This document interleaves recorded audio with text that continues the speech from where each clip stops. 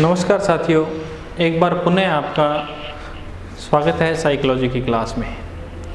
देखिए, पिछली क्लास में हम लोगों ने पढ़ा मनोवैज्ञानिक, हम पढ़ रहे थे वैज्ञानिक विधियों के बारे में, मनोवैज्ञानिक विधियों के बारे में और अमनोवैज्ञानिक विधियों के बारे में कि कौन सी विधि मनोवैज्ञानिक होती है, कौन सी अमनोवैज्ञानिक होती है, उनके बारे में हम चर्चाएं कर रहे थे। तो उसके आवश्यक जो निष्कर्ष थे जिसके बारे में हम जान सकें, जिसके बारे में हम अंतर कर सकें, जिनको सही रूप में समझ सकें कि कौन सी मनोवैज्ञानिक हो सकती हैं, कौन सी अमनोवैज्ञानिक हो सकती हैं। तो मैंने कहा कि इसमें दो शब्दों को समझना होता है, एक तो मनोवैज्ञानिक तत्वों को और दूसरा अमनोवैज्ञानिक तत्वों को। देखिए साथियों, सबसे पहले हम देख रहे थे मनोवैज्ञानिक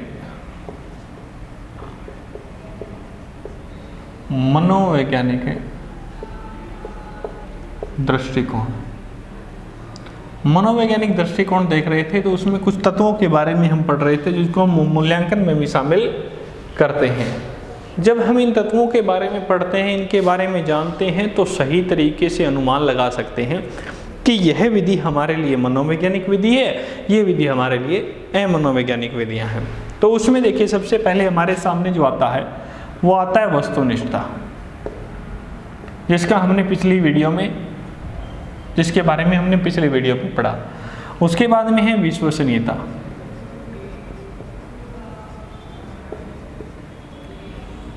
उसके बाद में था हमारे पास व्यापकता, और उसके बाद में हमारे पास जो हमने पिछली वीडियो के अनुसार जो पढ़ा था उसमें था भविष्यवाणी। उसके बाद हमारे पास जो था सार्वभौमिकता, और उसके बाद जो हमारे पास है वो है वैधता, और उसके बाद जो है वो है हमारे पास आवश्यक निष्कर्ष। ये चीज़ें हैं हमारे सामने। इनमें से हमने जिनके बारे में चर्चाएं कर ली थी, वस्तुनिष्ठता के बारे में चर्चाएं कर ली थी, उसके बाद में विश्वसनीयता के बारे में, व्यापकता और भविष्यवाणी के बारे में। अब देखिए सार्वभौमिकता, हमारे पास जो अगला शब्द निकल के आता है वो है सार्वभौमिकता। सार्वभौमिकता के बारे में अगर हम चर्चाएं करें कि जो चीज़, इससे पहले के शब्दों में देखें, सबसे पहले हमारे पास था वस्तुनिष्ठता, उसके बाद हमारे सामने था विश्वसनीयता, उसके बाद हमारे सामने थी भविष्यवाणी, और उससे पहले हमारे पास था व्यापकता। जिस सार्वभौमिकता का ही कहीं ना कहीं मिलता जुलता रूप है व्यापकता। अब देखिए साथियों, ये चीज़ें होंगी जो सत्य हैं, जिस पे विश्वास किया जाता है, जिसकी भविष्यवाणी की जाती है, जो व्यापक है। अब वो चीज़ें जो होगी तो वो ऐसा तो नहीं है, मैं उसी क्वेश्चन पे लेकर के जाता हूँ जहाँ से तुम लोगों ने वस्तुनिष्ठता और विश्वसनीयता को समझा था। अब मैं आप लोगों को ये कहूँ कि भारत की राजधानी दिल्ली है साथियों, लेकिन ये बात तुम्हारे और मेरे तक ही सीमित रहनी चाहिए। क्या ये सत्य है? सत्य तो है, लेकिन क्या ये तुम्हारे और मेरे बीच तक ही सीमित रहेगी? कदापि नहीं। क्यों? क्योंकि ये क्या है, इसमें किसका गुण है? सार्वभौमिकता का है। जो चीज़ सत्य है, जो चीज़ क्या है, सटीक है, जो सही है, जो सत्य है, वो क्या होगी, उसके ऊपर क्या किया जाएगा? विश्वास किया जाएगा साथियों। और विश्वास किया जाएगा वो हर क्षेत्र विशेष में होगी, यानी व्यापक दृष्टिकोण लिए होंगी। और जो व्यापक होगी तो उसके क्या कर सकते हैं, आगे के किसके बारे में बता सकते हैं, उसके भविष्य के बारे में हम बता सकते हैं। और जब ये चीज़ें होंगी तो हर क्षेत्र विशेष में जाएंगी, किसी एक जगह जा करके सिमट करके नहीं रहेंगी। उसकी क्या होगी? सार्वभौमिकता होगी, हर क्षेत्र विशेष में जाएगी। तो इसकी जब ये हमारे सामने निकल करके आती है तो उसका अगला जो रूप कहलाता है वो क्या कहलाता है? सार्वभौमिकता का। उसके बाद में हमारे पास जो आता है, सार्वभौमिकता के बारे में हम पढ़ रहे हैं, इससे ऊपर वालों के बारे में हमने पिछली वीडियो में चर्चाएं कर ली थी। इसमें जो बुक की भाषा है वो इस तरीके से रहती है। देखिए, सार्वभौमिकता में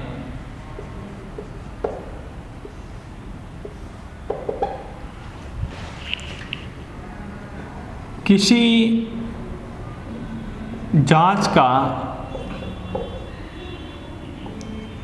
सही रूप में आने के पश्चात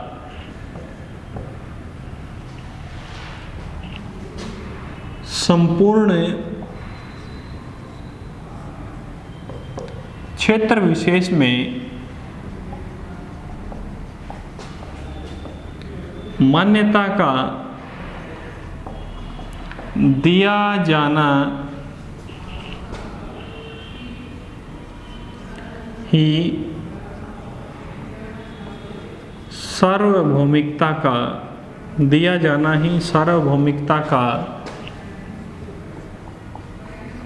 गुण कहलाता है। सार्वभौमिकता का गुण कहलाता है।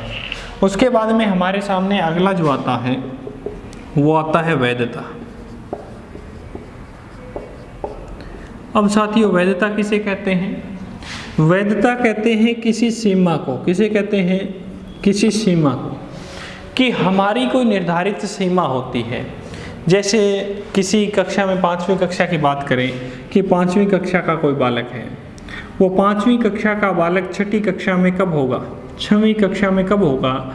जब वो निर्धारित यहाँ का जो पाठ्यक्रम है, उस पाठ्यक्रम में मान के चलिए 15 लेसन है, उस 15 लेसन में पास होने के लिए उसे 15 मार्क्स की ज़रूरत है, तो ये उसकी क्या है? वैधता है। अगर वो यहाँ तक पढ़ता है, अगर इन लेसनों तक पढ़ता है, इससे आगे नहीं पढ़ना, ये उसकी वैधता है। यानी जो चीज़ सत्य होगी, जिसके ऊपर विश्वास किया जाएगा, जो हर क्षेत्र विशेष में होगी, उसकी कोई ना कोई सीमा होगी। ऐसा नहीं है कि ये चलती जाएगी इसके अति, ऐसा नहीं है कि उसका कोई निर्धारित क्षेत्र विशेष नहीं होगा, उसका निर्धारित क्षेत्र विशेष होगा और उसकी निर्धारित सीमा होगी। जब उसकी निर्धारित सीमा होगी, जब उस चीज़ की निर्धारित सीमा होती है, तभी उस दृष्टिकोण को सर्वमान्य माना जाता है। तो यहाँ पे इसकी जो वैधता यानी इसकी जो सीमा है वो निर्धारित है। और जब इसकी सीमा जो होगी किसी चीज़ की, किसी पाठ्यक्रम की या किसी और चीज़ की, जो चीज़ सत्य होगी साथियों, उसका कहीं ना कहीं अंत होगा और उसकी कोई ना कोई सीमा होगी। तो हम यहाँ वैधता का अर्थ किससे लगाते हैं? सीमा से लगाते हैं। मनोविज्ञान की भाषा में वैधता को क्या कहा जाता है? सीमा को क्या कहा जाता है? वैधता कहा जाता है कि यहाँ तक ये वैध है। अब आप किसी चीज़ का मूल्यांकन कर रहे हो, किसी बालक का मूल्यांकन कर रहे हो। अब आप लोगों ने एक चीज़ देखी होगी कि उस मूल्यांकन में कोई, मैं आपको देता हूँ कि एग्ज़ाम पेपर ही होता है। एग्ज़ाम पेपर बनाने के लिए दिया जाता है। एग्जामिनर क्या करता है, उसमें 100 का है मान के चलिए, 100 में से 20 मार्क्स का जो काम है वो सामान्य दृष्टिकोण से डालता है, जिसको कि 90 यानी 100 के 100% लोग करने की क्षमता रखते हैं 20% का समय। उसके बाद में मैं कहूँ कि 40% या 50% का जो सामान है, जो सामग्री है 50% की या 50 नंबरों की, वो कुछ विशेष स्वरूप में रखता है, कुछ विशेष स्वरूप में रखता है 50 और 20। और जो अंतिम यानी अंतिम नहीं, सॉरी, 60 यानी 10% और की जो सामग्री है वो कुछ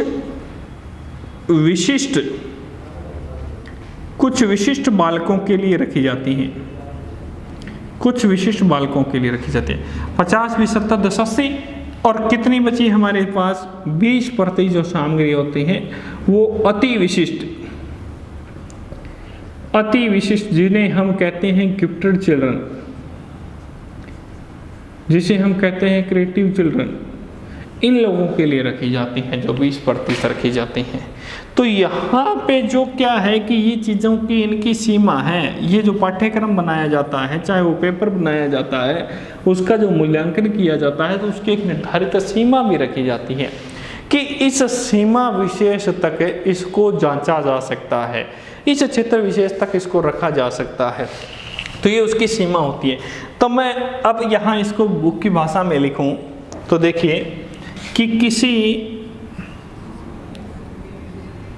प्रयोगकर्ता द्वारा प्रयोज्य को जांचने की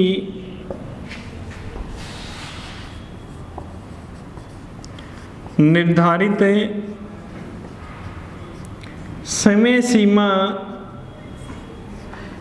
या पाठ्यक्रम आधारित सीमा या मैं कहूँ योजना आधारित सीमा पर निश्चित रहता है।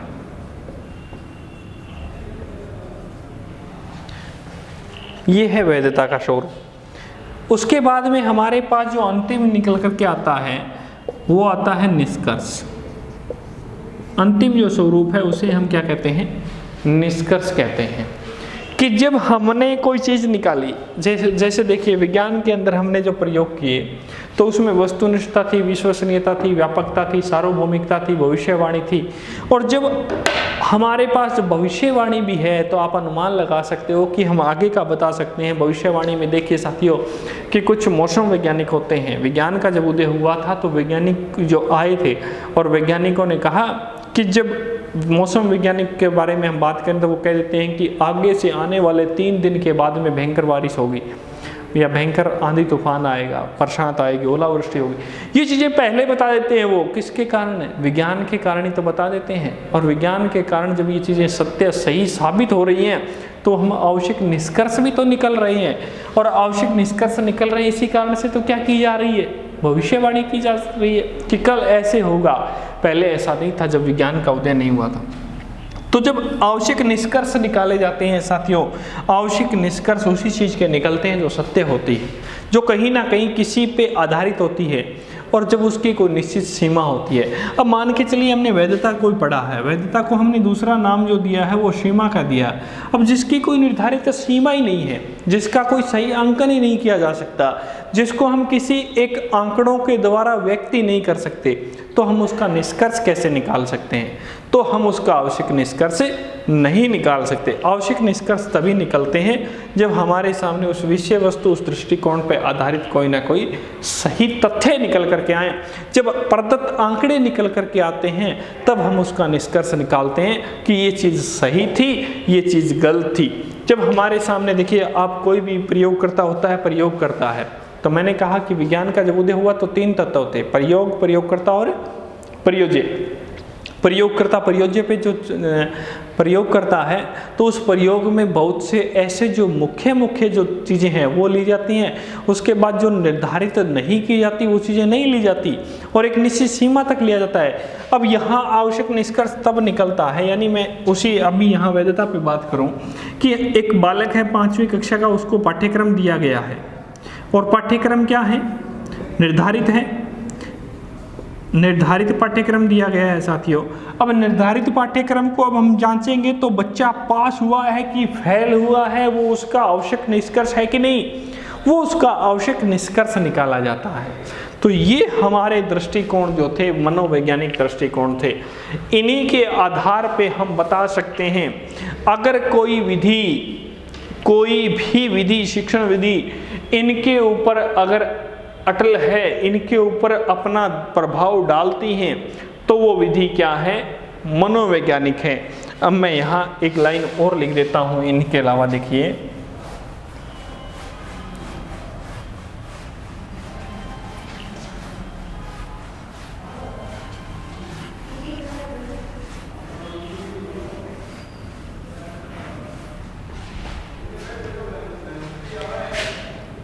देखिए मनोवैज्ञानिक विधि किसे कहते हैं, ये बात ध्यान रखना। उसके बाद उन विधियों के बारे में पढ़ना। मनोवैज्ञानिक विधि कि जो विधि मनोवैज्ञानिक मनोवैज्ञानिक या मैं कहूँ विज्ञान के तत्वों पे आधारित है, विज्ञान के तत्वों पे आधारित है आवश्यक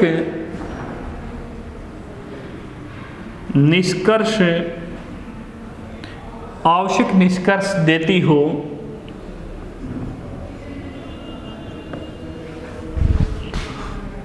वो ही विधि मनोवैज्ञानिक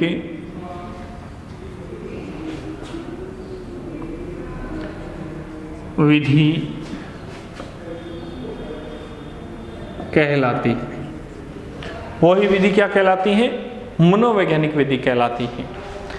दूसरी हमारे पास जो थी वो थी अमनोवैज्ञानिक।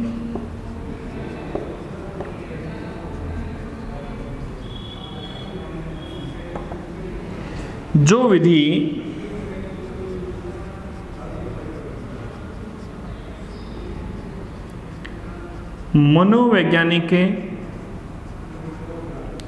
मनोवैज्ञानिक दृष्टिकोण के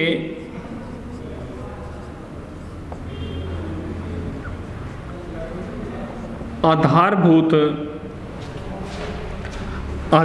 तत्वों पर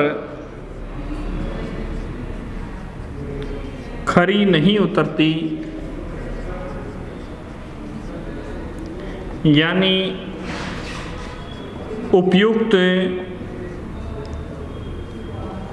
वस्तुनिष्ठता, विश्वसनीयता, वैधता,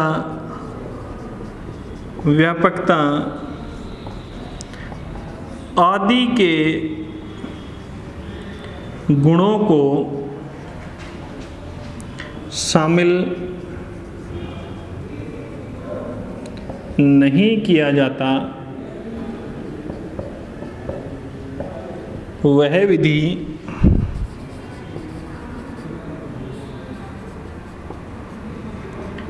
अमनोवैज्ञानिक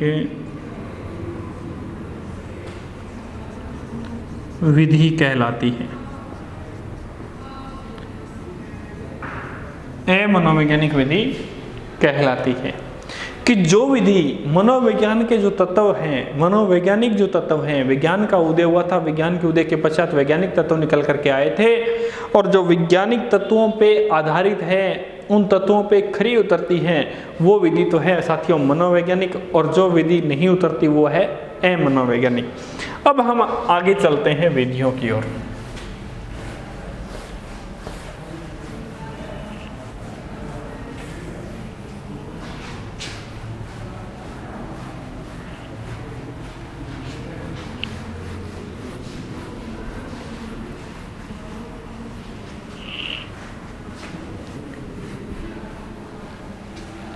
विधियों के बारे में अगर हम चर्चाएं करें तो देखिए, पुनः लिखता हूं मैं शिक्षा मनोविज्ञान की विधियां।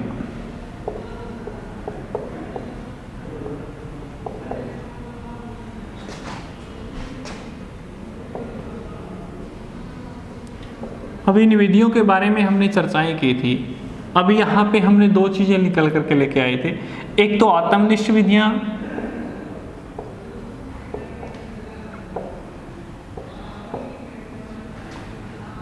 दूसरी है वस्तुनिष्ठ विधियां। एक तो है आत्मनिष्ठ विधियां, दूसरी कौन सी है? वस्तुनिष्ठ विधियां। आत्मनिष्ठ विधियां हैं, इन्हीं विधियों को हम साथियों कहेंगे अमनोवैज्ञानिक विधियां।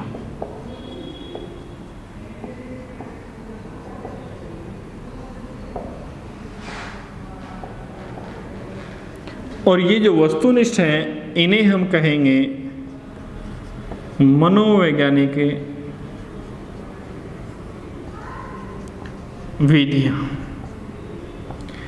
अब देखिए, जो मनोवैज्ञानिक विधियां हैं उनमें तो हमारे पास तत्व थे, क्या थे? ये हर एक विधि क्या होगी, इसमें किसका गुण मिलेगा? वस्तुनिष्ठता का गुण मिलेगा, इसकी हर एक विधि में विश्वसनीयता का गुण मिलेगा, इसकी हर एक चीज में वैधता का गुण मिलेगा।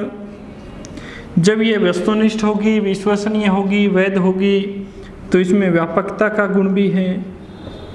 जब व्यापकता है तो भविष्यवाणी भी की जा सकती है, और जब भविष्यवाणी की जा सकती है तो इसे हम सार्वभौमिक भी कर सकते हैं।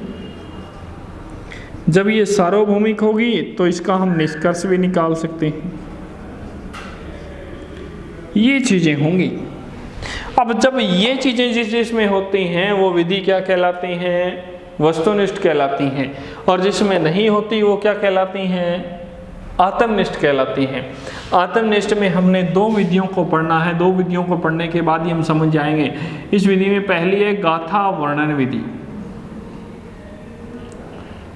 पहली है अंत दर्शन विधि। उसको समझिए पहले। अंत दर्शन विधि। दूसरी है गाथा वर्णन विधि। इन 2 विधियों को रखा जाता है। इसमें आप लोगों ने पढ़ाई है अभी कि इसमें अंतर्दर्शन है, तो इसमें कौन सी है? बहिर्दर्शन विधि। इसमें दूसरी है जीवन इतिहास विधि। तीसरी है साक्षात्कार विधि। फिर है प्रश्नावली विधि।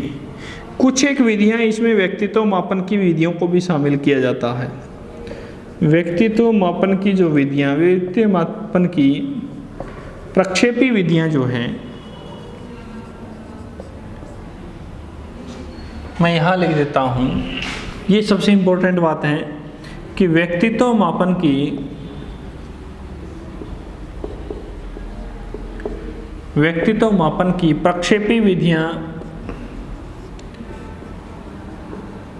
प्रक्षेपी विधियों को भी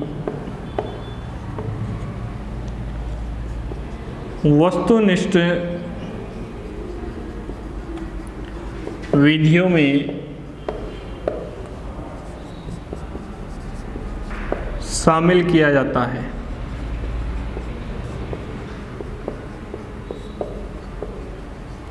किसको किया जाता है? प्रक्षेपी विधियों को भी वस्तुनिष्ठता में क्या किया जाता है? शामिल किया जाता है।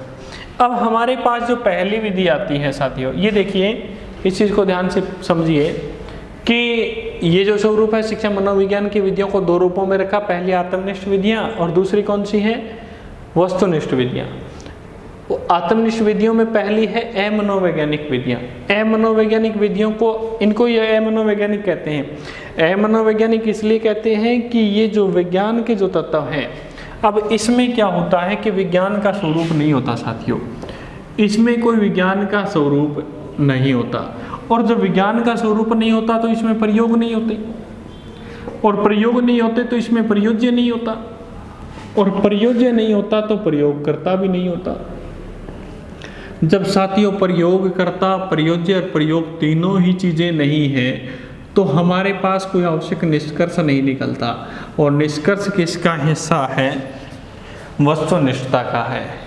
तो जब प्रयोग नहीं हो रहे, जब हमारे सामने प्रयोज्य नहीं है, प्रयोगकर्ता ही नहीं है, तो हमारे पास वस्तुनिष्ठता नहीं है उसकी, तो हमारे पास उसका कोई विश्वसनीय स्वरूप नहीं है, और विश्वसनीय नहीं तो उसकी कोई सीमा नहीं है, और उसका व्यापक यानी हर जगह नहीं बता सकते उसको। क्यों नहीं बता सकते, ये हम इन विधियों में पढ़ेंगे।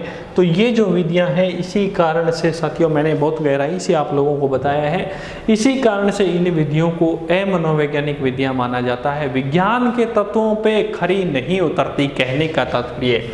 अमनोवैज्ञानिक की सही परिभाषा लिखा देता हूँ कि जो विधि विज्ञान के तत्वों पर खरी नहीं उतरती, या मैं कहूं विज्ञान के प्रदत्त सांख्यिकी के रूप में स्वीकार नहीं की जाती, वह विधि अमनोवैज्ञानिक विधि कहलाती है, जिसमें विज्ञान का अभाव रहता है। ये विधि कौन सी है? अमनोवैज्ञानिक विधियां हैं साथियों। और इनके अलावा जो विधियां जो रखी जाती हैं, ये वस्तुनिष्ठता है। इसमें किसका गुण है? मनोविज्ञान। और विज्ञान के जो तत्व हैं, जैसे वस्तुनिष्ठता इसमें शामिल होती है, विश्वसनीयता इसमें है, वैधता इसमें है, व्यापकता भी इसी में है, भविष्यवाणी भी कर सकते हैं, भविष्यवाणी कर सकते हैं, तो सार्वभौमिक हर जगह इसको लागू कर सकते हैं और इसके आवश्यक निष्कर्ष भी निकाल सकते हैं। इनमें इन दोनों विधियों के बारे में हम अगली वीडियो में पढ़ेंगे। और इसके बाद जो वस्तुनिष्ठ जो विधियां हैं, इनकी हर एक विधि के बारे में हम पढ़ेंगे। सबसे ज़्यादा जो एग्जाम में आने वाली विधियाँ हैं, जो वस्तुनिष्ठ विधियाँ हैं, आज तक बहुत बार पूछी गई हैं, उनमें सबसे ज़्यादा पूछने जाने वाली विधियां हैं वो वस्तुनिष्ठ विधियां हैं। उसमें पहली है हमारे सामने बहिर्दर्शन विधि, दूसरी जीवन इतिहास विधि, बहिर्दर्शन विधि, जीवन इतिहास विधि, फिर साक्षात्कार विधि, और फिर प्रश्नावली विधि, और फिर व्यक्तित्व मापन की जो प्रक्षेपी विधियाँ हैं, जो मैंने यहाँ पे लिखा है कि व्यक्तित्व मापन की जो प्रक्षेपी विधियाँ हैं, प्रक्षेपी विधियों में देखिए, प्रक्षेपी विधियों में मैं कहूँ कि रोरशाही धब्बा परीक्षण है, रोरशाही धब्बा परीक्षण है, बालक अंतर्बोध परीक्षण है, इसको आप कहते हो टेटी, इसे कहा जाता है थैमेटिक एप्रेप्शन टेस्ट। 1935 में स्टार्ट हुआ था। इसमें कार्डों के ऊपर आधारित होती है। उसके बाद में इसको कहा जाता है CAT, टेट कैट। और उसके बाद में इसमें जो रखी जाती हैं वो रखी जाती हैं थैमेटिक एप्रेशन, बाल अंतर्बोध परीक्षण, रोरशाही धब्बा परीक्षण, इसमें रखी जाती हैं। खेल एवं ड्रामा विधि भी इसमें रखी जाती हैं, खेल एवं ड्रामा विधि भी इसमें रखी जाती है। वाक्य पूर्ति परीक्षण विधि जो पाइन और टैडलर की हैं, उसको भी इसी में शामिल किया जाता है। ये था साथियों हमारी आज की वीडियो का विधियों के बारे में वैज्ञानिक और अवैज्ञानिक गुणों को समझाने का हमने प्रयास किया है। आशा और उम्मीद यही करेंगे कि आप लोगों ने अच्छे से बखूबी रूप से अच्छा सा मन लगा करके पढ़ा होगा। लेकिन साथियों कुछ प्रकृति का, कुछ इस वायरस का कहें, इसका प्रकोप ही ऐसा है जो कि एक सही वास्तविक जो आनंद था, जो कक्षाओं में आता था पढ़ने और पढ़ाने में, क्योंकि साइकोलॉजी कहती है जब तक हमारे सामने उद्दीपक नहीं होगा तब तक अनुक्रिया नहीं होगी। उसी सिद्धांत पे अगर हम देखें तो ये कहीं ना कहीं हमारा इसके साथ समझौता सा ही चल रहा है।